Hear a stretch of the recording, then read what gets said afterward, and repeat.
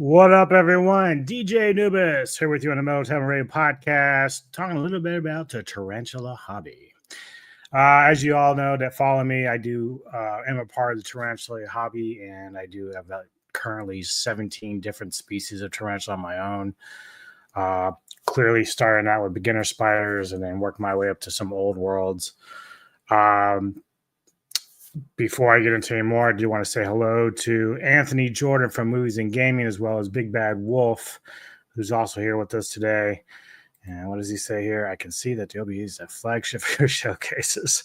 Yeah, the OBT is certainly one of the more unique colors, also one of the more unique temperaments of a tarantula that anyone can own. Obviously, today I'll be talking a little bit about the OBT in terms of rehousing. That's sort of what this video is about. Usually I do just spotlights on the tarantulas that I have on my own in my own collection. But in this, I thought it was kind of something I wanted to kind of talk about because since I got back in the hobby like 4 years ago, I've learned a bit more how to kind of deal with rehousing and moving tarantulas from one enclosure to another. And it's not... Some spiders are much easier than others, and I got a video later by Dave what's going to be kind of surprising for some people because even though he's really, really good at rehousing and keeping calm while he transfers spiders to different enclosures, it'll be pretty interesting how you see how he deals with his own female OBT, which is probably the nicest spider I've ever seen move from one enclosure to another. Although I did have a female OBT a few months back, and she wasn't near as... pissy as the male that I got. So they do have their own temperament. So that is something to take in consideration. But one thing that I was a little concerned about was I watched some of these other videos from these content creators. And while I'm not here to put anyone on blast, I have to wonder to myself, like, are they doing it just for content? Like, are they trying to be risky for the sake of being risky, or is it for clicks? Is it to be edgy in some way in the hobby itself? I don't know. So one video I have is by someone by Jen's Peculiar Exotics, and don't know a lot about her. I think she's kind of new to the hobby itself, maybe look within the last 2 or 3 years, I think, maybe. But I had some concerns about her latest video about her rehousing of her OBT, and so I just wanted to kind of talk about it because the one concern that I always have is, if you have pets or if the spider gets hurt, gets lost, could hurt you, especially if it's like one that's an old world that has some significant venom. There never has been like a death recorded by a tarantula bite. However, they can be painful and they can really make you sick. So I think taking care of how you handle them, even if you're doing it for content, is very important. And so I just want to kind of point out to what I think is some bad choices this young lady makes while doing her rehousing. But I will start by saying that no one is perfect.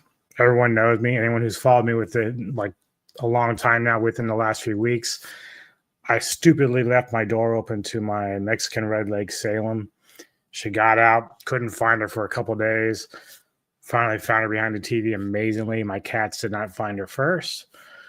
She's not a venomous spider, but big enough to hurt either the cats or, kicks hairs or whatever. So we're lucky that we didn't have any problems with after she got out. She went on walkabout, as they would say. Let's see, Anthony.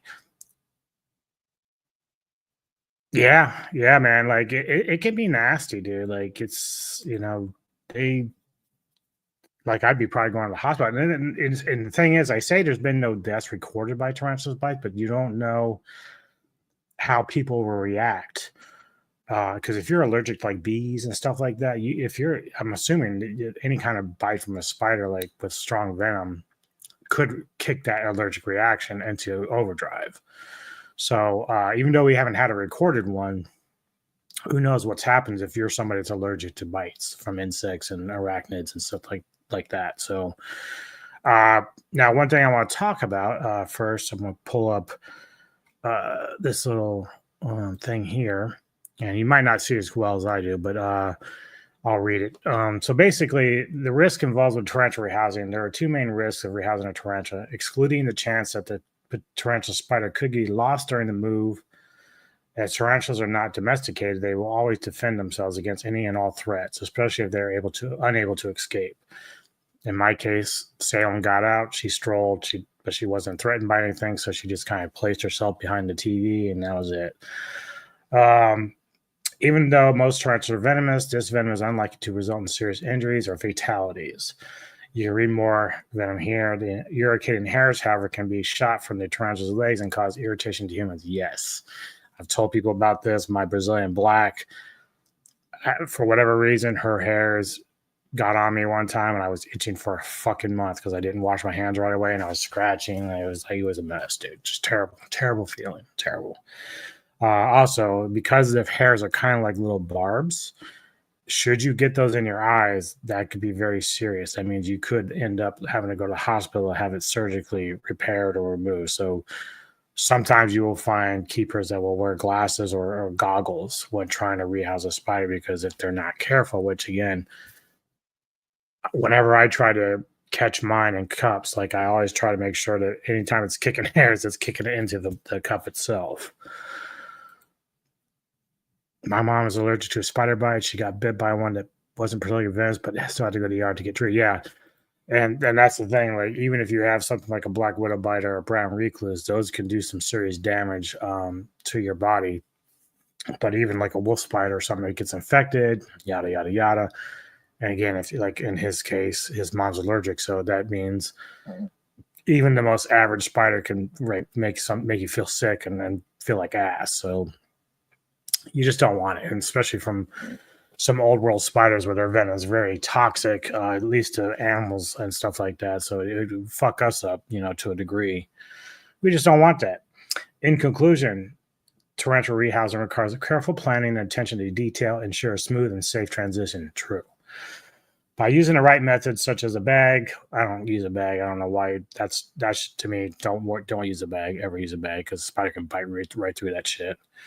Bottle or cup techniques. Those two I would say, because I say myself, as I'll show you here.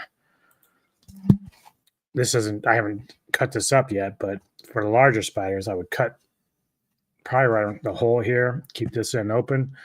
I would then drill a hole through the cap. And the reason why we do this is basically place it on top of the spider. It will crawl in there, usually crawl up in here.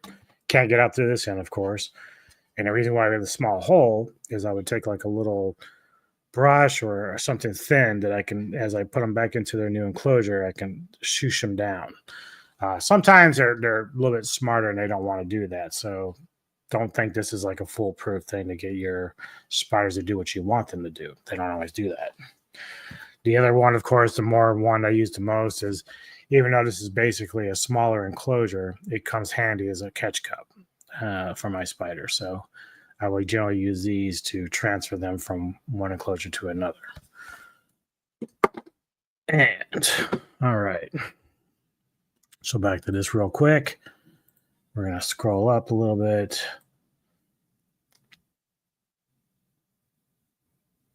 Now, they say not to rehouse your tarantulas alone. That's not necessarily true, especially if you have someone that isn't like used to being around with spiders. So, like Missy's like, my wife is very curious about spiders and she likes some of the more beginner docile species, but she would be a little nervous with an old world, even though she was kind of there with me when I was doing my female OBT. But let's see, John, I know a couple of people that almost died from. Yep. Yeah, man. I never want to get bit by one of them. I think I'm kind of lucky that they're not so much on the East Coast. So that's kind of a blessing. I think in Maryland, I saw maybe in the entire time I was there for over 20 years, I saw maybe 5 black widows. In Colorado, when I lived there for 18 years, I must have seen 18 to 20 black widows. So they're much, much more out there in Colorado than they were in Maryland.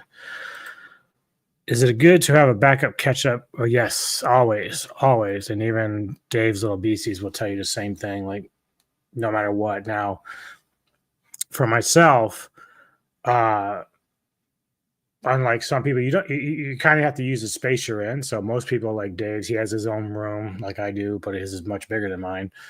He does all his stuff in there. So even if the spider gets out, it might get behind some of his other enclosures, which could be a problem, but he's dealt with that stuff. He's been in the business for 40 years, so he has so much experience dealing with spiders. Me, I've got like a little mud room. We've moved to a new place here in Delaware. I've got a mud room that's very small, and all I gotta do is like put towels around the bottom of the closet door in the utility closet, and then that's where I do like my main transfer from my old world species because I just don't want them to get out. That's the risk. I don't want them to get out and hurt the animals like cats because the cats don't know any better. They just see it and say, "Oh, look, a play toy," and that's a OBT would probably kill it. So I don't want that to happen. Uh, Obviously, if like Nancy's my OBT, if he got out and I didn't know where he was because he's got places he can go fit into events, and it'd just be a nightmare. Like it's one of those things where like you jokingly say, "I'm just going to burn it all down." Like, you know what I mean? You just don't want to fuck around with that kind of spider running around the house. See, BBB, yeah, Black Wizard coming to Missouri. Yep. Mm-hmm.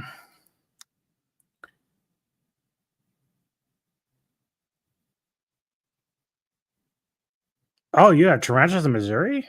Really?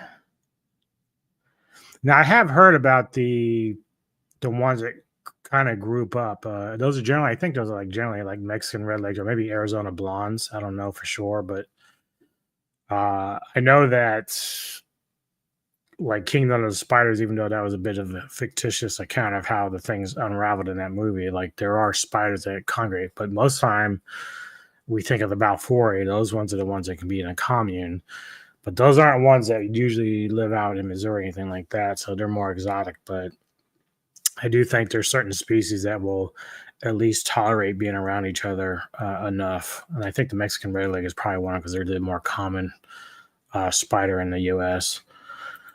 All right, so back on here. Do not rehouse a tarantula alone. Just depends on where you are. In the case of the girl that is doing the video we're going to watch, she probably should have someone else there. Keep calm, always important. Always important. That's not always easy because I've had a pink toad jump on my arm once and it startled the shit out of me, but luckily it didn't hurt it or me. Read the tarantula's body language prior to moving. A little bit trickier than it says because in some cases a spider will get defensive right away. In other cases, it might just be chill. And then as you try to continue to move, it's when it starts to get annoyed. So its temperament can change drastically. Use a flat surface or close to the ground. Very true, because you don't want the spider to fall because like their bodies are very frail and they can shatter. So you don't want that to happen either. Let's see. I wanted one more thing, which I think I was just going to talk about, and it's pretty much what I had talked about a minute ago with the cup and bottle. So the second way to move a tarantula is to, like I said, the cup or the container that I have, and then of course the bottle, which I said both very good and very helpful, especially with more defensive species. You don't want them if you're worried about them getting out or getting loose. Those ways are almost the easiest ones to do, and that's the way you want to go about doing it. So my advice, do that. All right, let's see. Yeah, it is. Yeah, you're talking about this. That's one thing I was lucky, man, because Salem's not, aggressive species. She's not poisonous, but she's big enough that even if I hadn't seen her and I happened to step in her way and she just wanted to bite me, she could. It would hurt, but it wouldn't kill me or even make me sick, really. But wouldn't want that. That's pretty cool. I didn't think they were up that high in Missouri, but that's interesting. Yeah, yeah, yeah. They even say that with sharks. You don't want to be panicking. Even though it'd be scary as fuck. All right, well, let's get into our first video. This is from Jen's Peculiar Exotics. Like I said, this isn't a way for me to put her on blast or anything, but I thought when I watched some of this early on that it was very reckless. And I know Anthony and I watched another guy, Exotics Lair, and he very reckless with how he deals with his species, his collection. So I don't recommend these people, not to be spiteful. I wouldn't recommend them as people to look forward to when you're dealing with the hobby because, like I said, it's way too risky for you, for the spider, and for the animals that you might have in the house. Especially if you're working alone. Both of them, I think, do things on their own. So it would be very, very risky for those type of spiders to get out on the loose.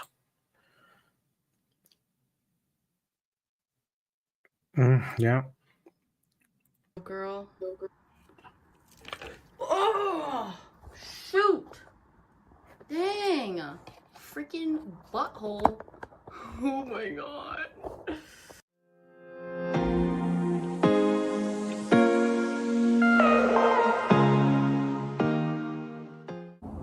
Hi friends, welcome back to the channel. You are watching My Peculiar Exotics. Today I'm going to be rehousing one of my most feared tarantulas, which is my OBT, or also known as the orange bitey thing, or also known as the orange baboon tarantula. Now this is an old world species and they do possess medically significant venom, but today I'm going to show you the other side of them that people don't usually get to see, which is not really highlighted. Usually you guys just see them threatening, stomping, and fangs exposed, everything, but I'm going to show. Yeah, I can attest to the stomping because one time, even like, and Nancy's only about this big, like my male, and so he's still fucking feisty. And like, I had some tongs in front of him, and he smacked it, and I felt it for a little spider. I felt that shit. Like, he wasn't fucking around with me. Show you another side of this spider that is really docile and really shy. They are not the monsters that people make them out to be, and as long as they are kept. Well, they are skittish, but most spiders are. So most tarantulas would rather run. Even in fact, a lot of my old world species will run. Like, it's funny because Neko and I laugh about my Brazilian black. He's a male, and they're supposed to be one of the more docile species in the hobby, but he's not really aggressive, but he is not shy. So like, if I even go to water his bowl, or if I even open up his door, he's starting to crawl towards me. Like, he's curious. So unlike the other ones, like the more venomous spiders I have, they will run, hide back in their hides. All of them, doesn't matter how big they are, they just keep running. Maybe except for Ikitomi. Lately, Ikitomis have been kind of like just sitting there, like, I've got my eyes on you. Yeah.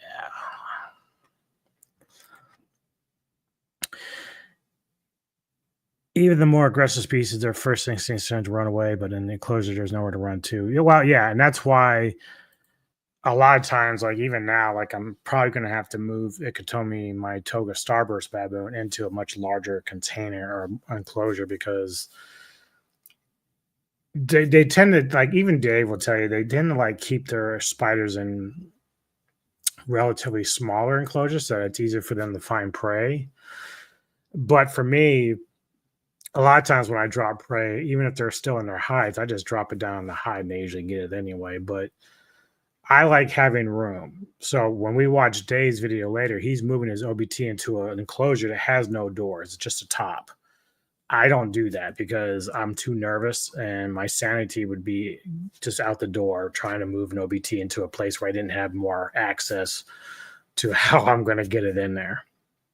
And but like I said, my Toga, you know, she's kind of like in this smaller, it's almost like a 12 by 12 by 12, I think. No, not quite that big. It's 8 by 8 by 12, I think. But she's so big now that it's like it's time to kind of move her. But I had to, you know, it costs money for those type of enclosures, and I have room for it because even with the shelves in there now, it's filling up fast. It's not as nice as I was hoping. I thought initially when we were moving here it was a bit longer. So I thought I would have more shelving space, but once we moved in, I was like, it's much tighter than I remembered it being. But it is still very helpful. The cats don't get in there. They can't fuck around with them. And, you know, I can keep it warmer in there, cooler out here. So I'm not sweating my dick off every time, you know, like at the old place. So let's see. Yeah, typical animal behavior, even those snakes run away and hide, but there's nowhere to go. Yeah, exactly. Yeah, and that's the thing. Now, the OBTs generally they're just assholes. Like they generally are just assholes. They don't want to put up with shit. And mine and Nancy is in a very small enclosure, so and it works for him because he spends his time in his little hide like all the time. He'll come out every once in a while overnight if I have the lights off. But like the minute I might open the door, he'll like run back into the hide. So he's not looking to get into a fight. Like he just doesn't want to do that.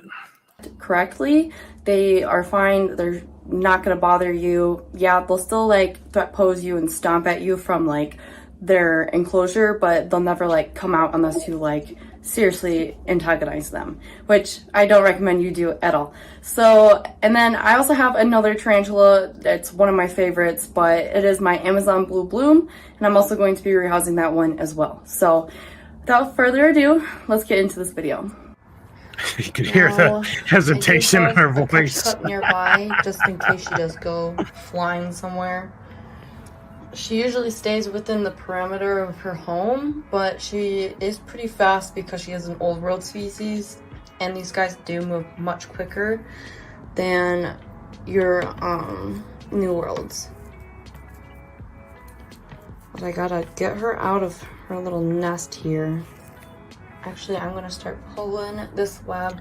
Now you can see she's already, it looks like she's in her living room or something. And like, to me, that's already a big no-no because the spider can jet off anywhere. And then you have to try to hunt it down. So if it gets underneath a table or a couch or whatever, like you're really asking for mega fucking trouble. Yeah, you know it's coming.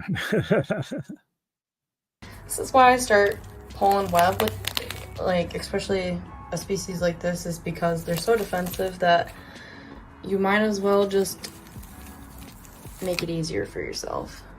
And sometimes that means doing this. Mm-hmm. Creeping. Hi, girl. What's up? Now, you guys, this tarantula is not as bad as she really is made out to be. She's very shy. She doesn't really want to be messed with. See? Also known as the orange bitey thing. Oops. One of my favorites. Actually, I'm going to... Yeah, so she already got nervous. Like, you don't want to do that. Like, even though it moved, it wasn't like gonna jump in your face. So she already dropped her brush like she didn't need to. Now, here's the other thing, too. Dave will tell you, like, when you're doing this, keep contact with your spider. So if you want her to move up, don't just prod her or poke her. Hold your brush against her back. And now, granted, because they're usually defensive, they will try to come back towards the brush. So you probably would have been better off trying to bring her out through the front with the brush. But, you know, she panics and then drops the brush, which, you know, you don't want to do that either.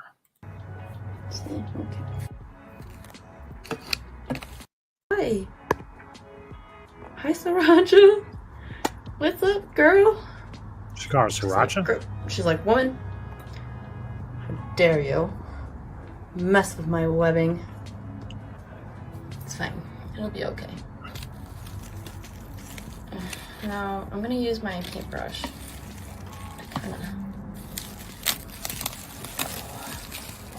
I kind of want to put this leaf in there too, because you guys know I like to put their webbing. That is actually a pretty laid back female, because so far she's not doing anything but sitting there. My male would be like so pissed.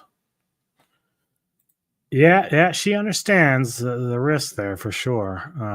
Which is why, again, I don't like where she's doing this. It's just a huge risk. Again, I know she's doing content, and like, I don't believe in this case she's doing it for any kind of clicks or to be edgy in any way, but it's probably more comfortable for her to do it there. But it's just a huge fucking risk, man. And like, again, she would probably save herself so much problem right here if she had a bottle, because the bottle she can literally just put on top of the on the OBT right there, and the OBT would probably crawl up into it, try to get away and hide. From what I understand, transferring their webbing into a new enclosure actually helps reduce stress. Sometimes, yes, because they are familiar with the webbing itself, and so it's got their own little stink on it. I would leave the enclosure partly open, like a small opening. Well, sometimes you could do that. Now with the OBT, OBTs will generally run back to where they can hide, so it just makes it difficult. But because her old enclosure here is small, she should definitely be using a catch cup or a bottle. Like a bottle would be perfect here, because the spider's just sitting there waiting. And so if she hasn't learned the bottle trick, she probably needs to invest in that, because that's going to save her a lot of headache and stress to not only her, but the spider. Stuff with their webbing in the new enclosure, so I think I might actually be able to, like, you guys see how calm she's being. They're really not that bad. Okay. She's never met a Nancy. He's a fucking terror, man. He fucking nobody. He doesn't give no shits about anybody. An enclosure that small probably wouldn't hurt to put in a plastic tote first. Yes. And so here's the thing. Yes, even if the tarantula got out, it could climb up the tote itself too. But the advantage is you still have that extra space to work with. So even if it gets outside of this enclosure, it's not necessarily going to run all the way up the top. It might, but generally it won't. It will kind of like just sit at the bottom and try to hide some more. But then you can remove the old enclosure as long as the spider's not near it, and then just go and get your catch cup or bottle at that point. So yeah, Anthony, great point on that. I actually did that with Nancy when he was really small. Like, I had him in a bigger ass box, and then when I got him out, now he started climbing up the corner, but he only went about halfway and he decided he's going to stop. So that's when I was able to get him and put him in his enclosure at that time. But that was the reason why I did that, because he was initially in like a little cup. And so to get him out, I had this big ass box that I could work with. So some people have said that you could try to put them in a bathtub and they can't climb up the sides, but then other people say that that's not really true. It's just a myth. I've never really tested it too much to see if it actually would happen. And at the time, my bathtub at the old place would be, I mean, I could probably do it my new one, but yeah, I don't know. That'd just be crazy. Now, since she is being, ooh, Don't get jumpy. Don't calm. There you go. I'm the one that's being jumpy. Yeah. She's being good. Just I'm using my tongs though, because I don't want her to, if she does like run up, I want space. Come on, girl. Yeah, I fucking ended up, I'll show you what I got. I'm gonna get it real quick.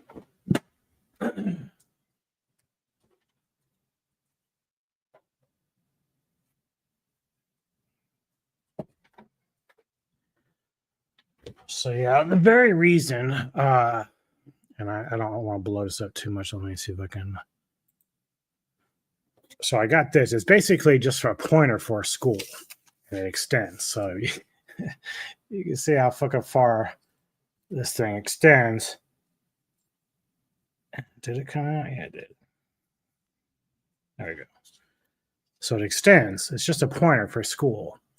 But I made sure it's fucking long enough so that whenever I'm fucking dealing with these spiders, I don't have to be that close to it. Because I was using my tongs, but tongs are only about, say, that long at the most.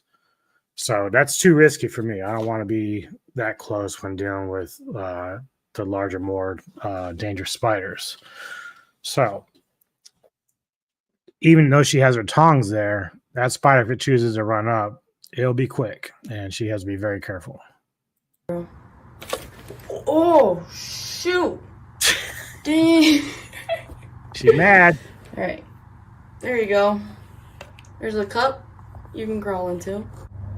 Ooh. Yeah. Come on.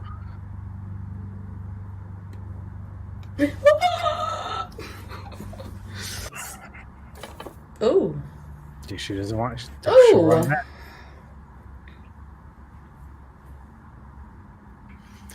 Now, here's the other part of advice. Now, I know that money's always a thing when it comes to people that invest in their enclosures and stuff. So you notice she's going from one plastic enclosure to a larger plastic. It's not that that's really a problem. It's just that for me personally, whenever like a spider that size, I would be immediately putting into a forever home. I wouldn't be putting her into this.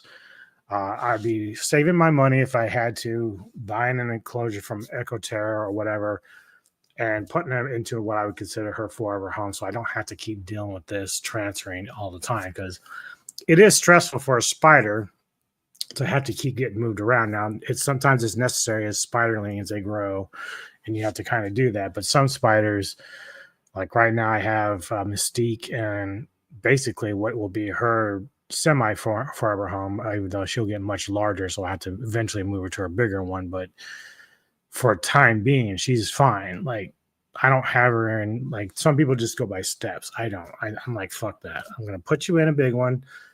It's big enough to where you can find your food, and not too big where you're gonna get lost. This spider is big enough to go into her forever home, whatever that might be, which would be probably like a 12 by 12 or 8 by, not by 8 by 8, but like a larger arboreal setup, like, or not. It doesn't even need to be arboreal; it could be terrestrial. They sometimes will spend time on the ground anyway. Nevertheless, like, the spider would be going into a much larger container, like a 12 by 12 by 24. I think I'd be putting her in.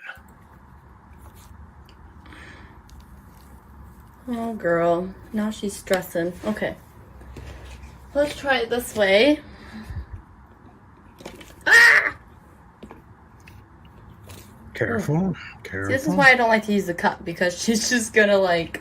Well, it's your cup is too small, because once you get her in there, it's there's not enough length, so she's gonna feel like she's gonna run out anyway.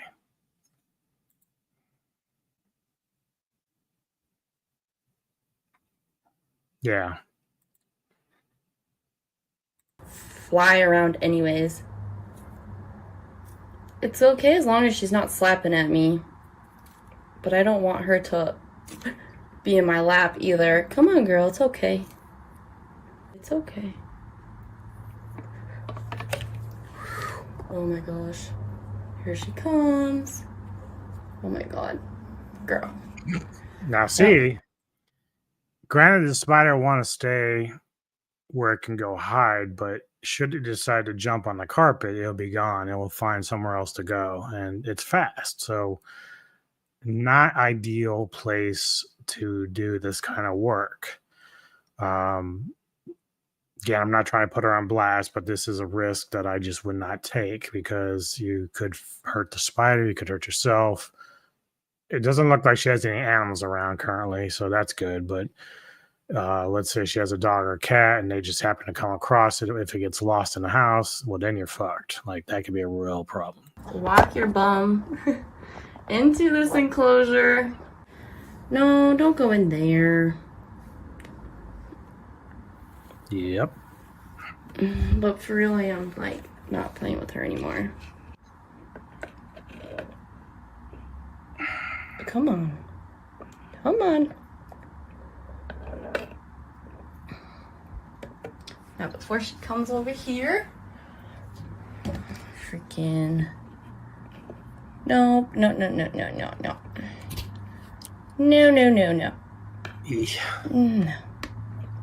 Yes. Good tarantula. She's doing laps. There you guys go. That is your OBT, orange baboon tarantula. Okay. See that? Nope. Stay contacted. Come on. You had it. Just stay contacted. Wiggle. Go this way. Go this way. Contact. My little spider. Boo-ba-doo. Look, you guys, she's really not that mean. Come on. Stop fighting me. She's not very cooperative. Stop fighting me. She's like, I will do what I please. Come on. And I'm just gonna guide her. Come on. Where are you going? That's not even where you're supposed to go. At least I'm comfortable with her now. And I know she's not gonna like spaz out on me per se. Where are you going? Come on. She's gonna go walkabout. Get back in there. Get in there. Get your little butt. Yeah, you're gonna want to get it on the There you ground. go, girl. Oh! Shoot! Dang! Freaking butthole. This is why, again, my opinion, have an exoterra enclosure for her because she's big enough to live in one now. So these are not the best to try to keep these type of spiders. They're adequate, but they're not the best. You can see she can easily run around. If she would have had a hide ready inside the exoterra with the top on, and she was putting this little cup into that and directing the spider out, the spider would have went into the hide and you would have been done with it. This would not be an issue right now. Again, and of course, she's still, like I said, she's in her living room. So it's like, if that spider chooses just to get off and take off, you're in big trouble. Oh my god. I'm so glad I'm taking a video of this. Because, yeah, honestly, this is what it's like to rehouse one of these things. Like, this species in particular, they're so fast, and, like, as soon as you think you got them in there, they take off. I'm just letting her walk because my heart's beating pretty fast with all this nonsense. Ooh, I'm gonna take a thumbnail. Come on. What's going on? She says it's gonna take me 4 business days to get into this enclosure. I'm just really happy she's not being a jerk. Come on, girl. I really want you to go into your new house.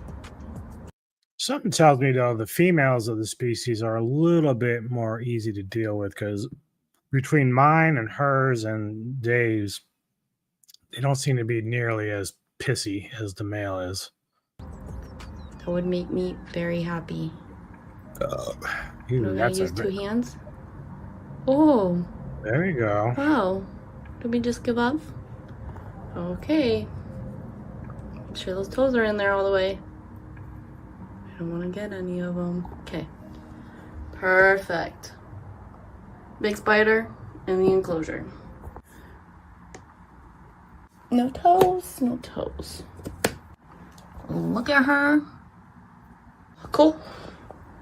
Next. We're gonna get this girl into a new enclosure, and I'm excited. Okay, so I'm not going to worry about doing that one just because I've wanted to show mainly OBT there. Well, it's typical male behavior to be aggressive and territorial. Females, will be more easier going unless it's a shark. Well, I mean, I'm sure there's like one thing you're going to see in Dave's video next, which, he points out is that each spider is kind of like different. They all have their own like characteristics and their own temperament. So, like I said, my Brazilian black male doesn't really behave like your normal docile species. Like, it's not going to hurt you, but he's very more inquisitive than a Brazilian black would be. He doesn't mind kicking hairs at you and all that shit either. So he's a lot different than some of the other Brazilian blacks I've seen. So it just depends on the species or on the person that has or the type of spider it is. Like, they all have their own individual patterns of behavior. So yeah, so I when it comes to like rehousing information on tarantulas, I always recommend Dave's Little Beasties because the guy's been in the business for about 40 years. He's very good at what he's doing. I've seen him where a spider that could have venom has run up his arm and he did not flinch. He just kept calm, did his thing, and got it back in. But he's not an idiot. So he also will tell you the best ways to try to rehouse a spider. And he's always very consistent in how he does it in terms of like, like I'll let him show you because I took this video. It was actually longer, so I'll put the links to their channels in the description box for both of them. But you'll be able to see in the clips that I took from the one that Dave has, like how he's moving his female OBT into his new enclosure, which again, he's using an enclosure with no doors on the side. I can't do that. My sanity would go crazy. I can't do that. But he's been doing it much longer and much better at it than I am. So let's watch him. We've taken a bit of flack over the years because we've stuck them in our arboreal enclosures. Everyone says they're a terrestrial spider. Well, they are, in the strictest terms, classed as a terrestrial spider. But these guys will web up to 2 feet off the floor without any issues whatsoever. And the reason they do this is because they live in the bottom of the shrubbery. So if there's a bush, close, low-lying bush in the ground, they will web up into the branches and they can end up 2 feet off the floor without any issues at all. They will also burrow as well.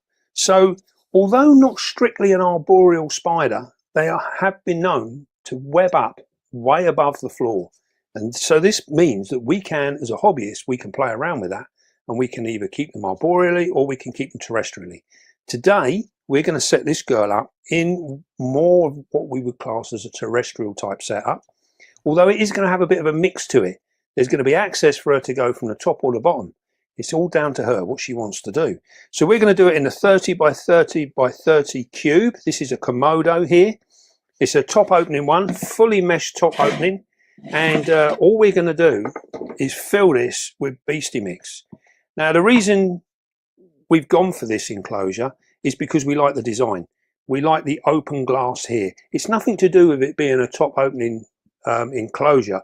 We have front opening enclosures for our OBTs as well.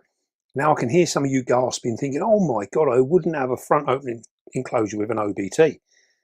No. For me personally, that's what I'm going with. That's all I'm going with. Because like I said, I like having the access for when I move my OBT or any kind of spider that I have to worry about, you know, any kind of bites or anything like that, speed, whatever. I got to make sure I have access so they can, even though they might run, I can at least have a top closed so they can't run out the top, but they'll just run into their hides or whatever. That's the key. That's a big enough enclosure that even when you see him put the spider in there, that you can see he's got room to work with. But for me, I'm still a bit too nervous to kind of do these kind of enclosures. Plus, I like having access, easier access for crickets and stuff when I don't put them in. It's just, I like doors. I'm more of a door guy personally.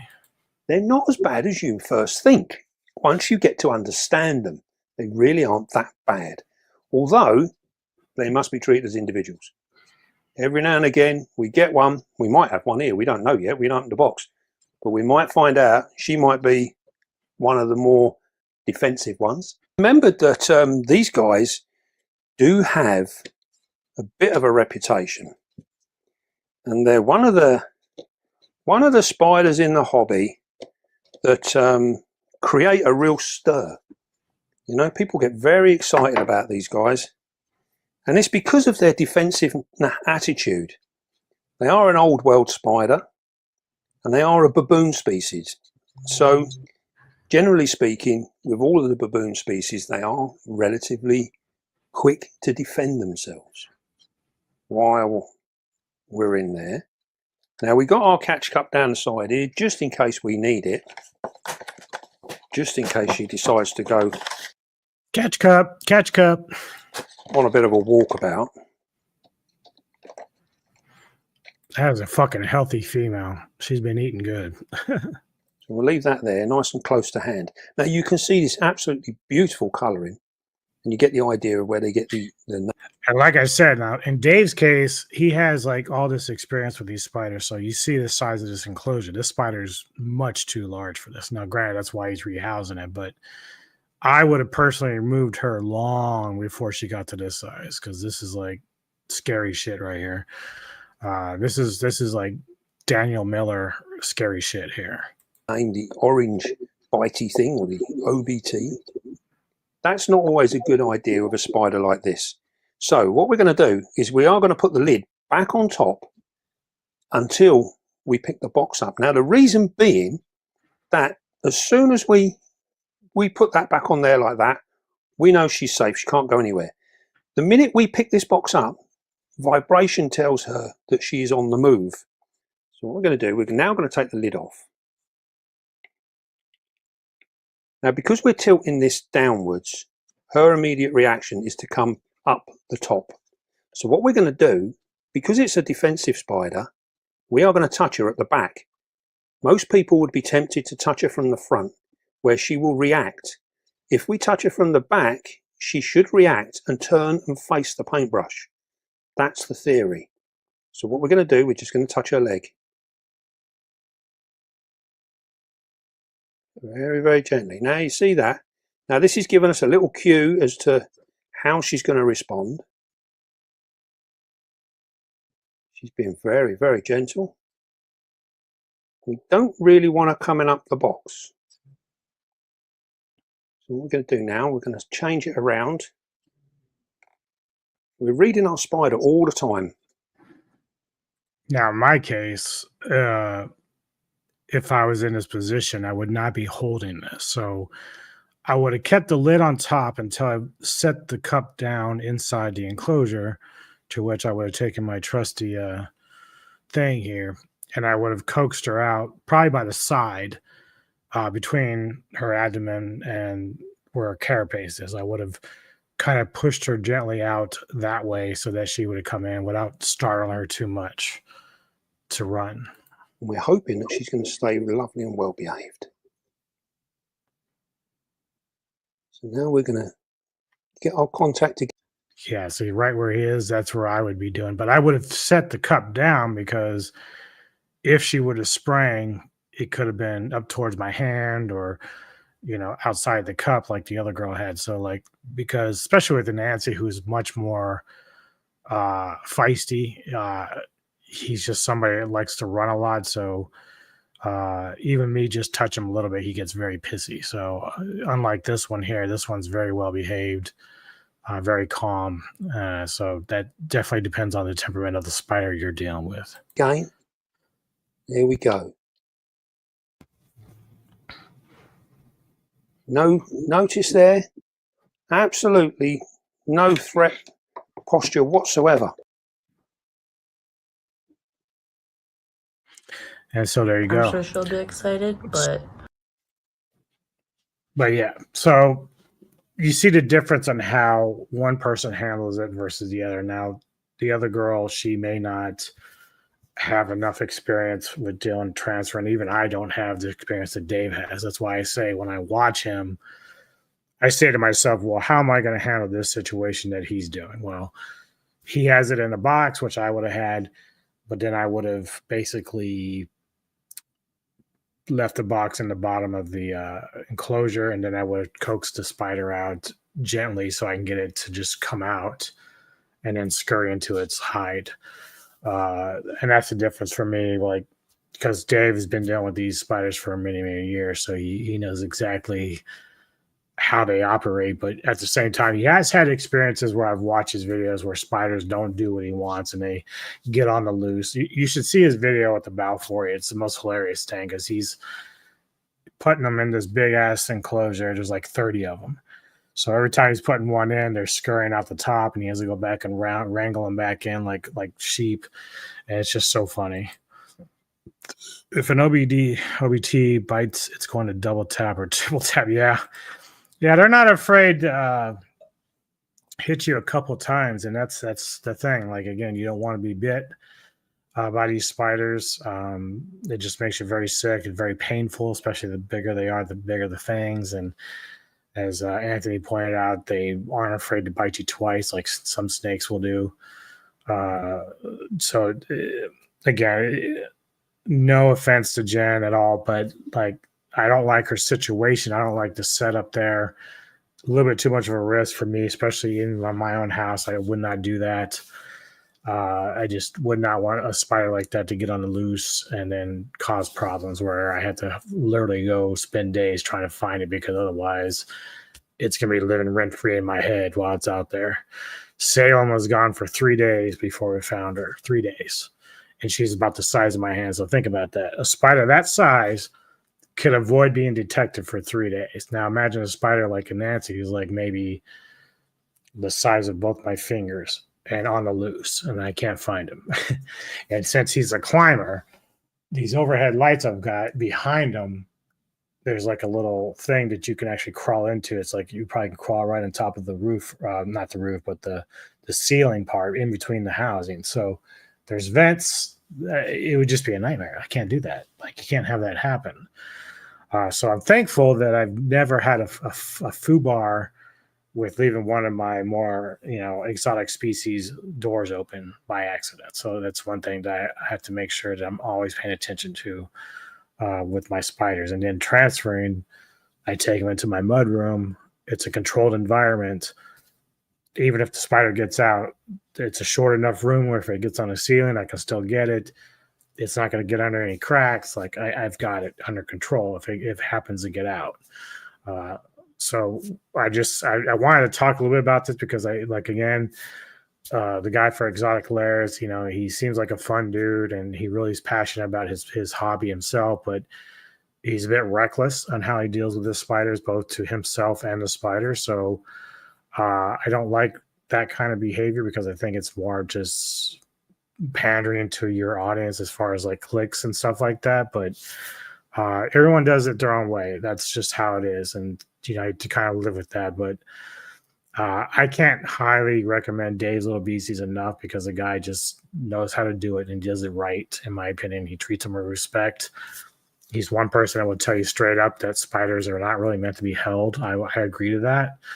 Yeah, I've seen people hold some very dangerous species and more power to them. But the day that you get bit, I'm not going to feel bad for you. It's just I'm not. You're just playing with fire at some point with that. But they don't have any emotions. Spiders are just creatures of habit, and they like to eat, sleep, and that's it. And web. That's it.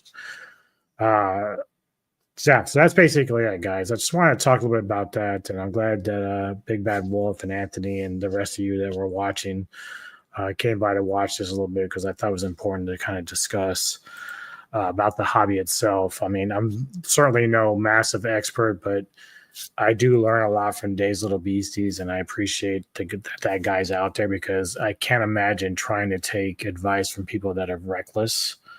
I just find that very dangerous. Like I said, not just to yourself. Something can happen to the spider or your other animals in the house. If you had children, it'd be a nightmare. It'd just be a nightmare because some of these people that do the hobby have kids. And it's risky, man. I couldn't do that. Just could not do that. So I highly recommend. In fact, that information I showed you on the website is from a place called spiderswebhq.com. And they give a breakdown how to handle rehousing and stuff like that. So that's very good information to have. And let's see.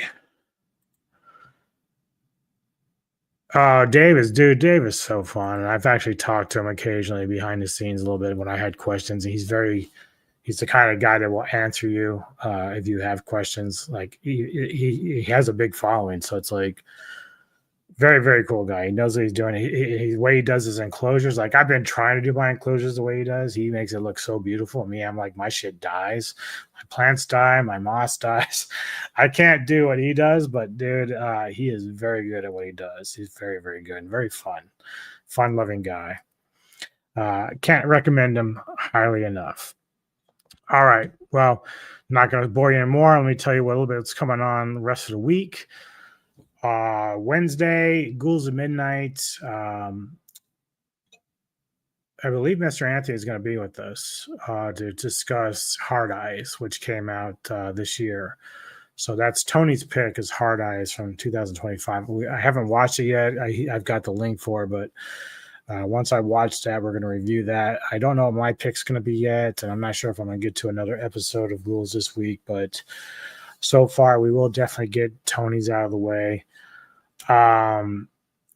Then on Thursday, I'll be joined by Mr. Anthony again for my Kaiju Spotlight for Batra, the Kaiju Spotlight. So that's going to be a lot of fun to talk a little about that creature, which I don't know a whole lot about, but definitely saw the movie with it. So we will sit there and discuss that and what the possibilities and maybe seeing it in the future is. And then, of course, Friday, I have a special birthday thing for my upcoming birthday on the 24th. I'm doing a versus between the anthology of Tales of Halloween versus Trick or Treat 2007. So I'm going to have a panel of guests. We're going to talk about the movies, and then we're going to vote which one we think is the best of the two. I'm hoping that Fat Samurai Guy and Rob from ETN will be there. I know Fat right now is kind of dealing with illness, so he's kind of sick under the weather right now. So I'm hoping he's okay by the time Friday rolls around. Fingers crossed. And then Saturday, I'll be on Century's channel at 4 p.m. Eastern for a live review of Godzilla versus Gigan. So there's going to be another panel of people as we talk about that movie. So that's going to be a lot of fun as well. So thank you all for joining me today. And definitely I will see you on the next time here on the Military Man Podcast, and take care of yourselves.